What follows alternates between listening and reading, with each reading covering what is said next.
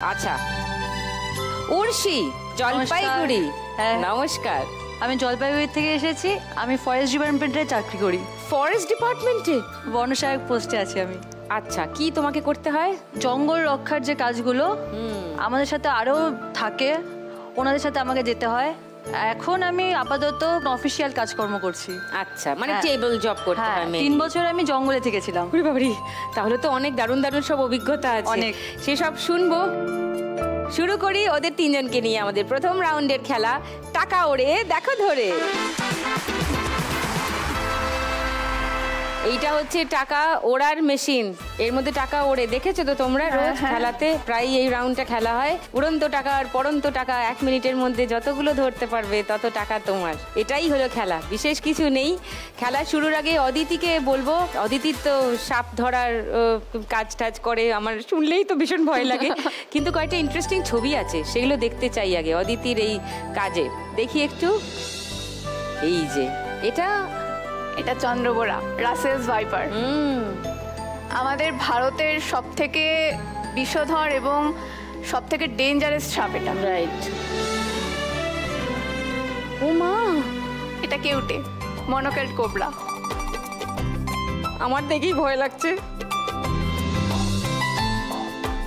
এটা দারাস, আমরা সবাই কম বেশি দেখে থাকি। অনেকে বলে এদের লেজে নাকি বিষ থাকে, কিন্তু দারাস সম্পূর্ণ নির্বিষ সাপ, এদের লেজে কোনো বিষ নেই। ওকে, এটা একটা মিথ। ওকে। এটা গোখরো। শীতকাল ছিল, কোনো ভুল করে ঘরে ঢুকে পড়েছিল একজনের, তো তারা ফোন করে ধরে নিয়ে আসি।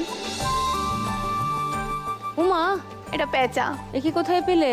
একজন কাকু পেয়েছিল, মানে রাস্তা দিয়ে হেঁটে বেড়াচ্ছিল, উঠতে পারছিল না। আচ্ছা। তখন আমাকে ডেকে দিল, উনি নিজেই দিয়েছে আমাকে পেঁচাটা। তো নিয়ে 2 দিন বাড়িতে রাখি, দেখি যে কি সমস্যা হয়েছে। তারপর এটা ছাড়ার সময়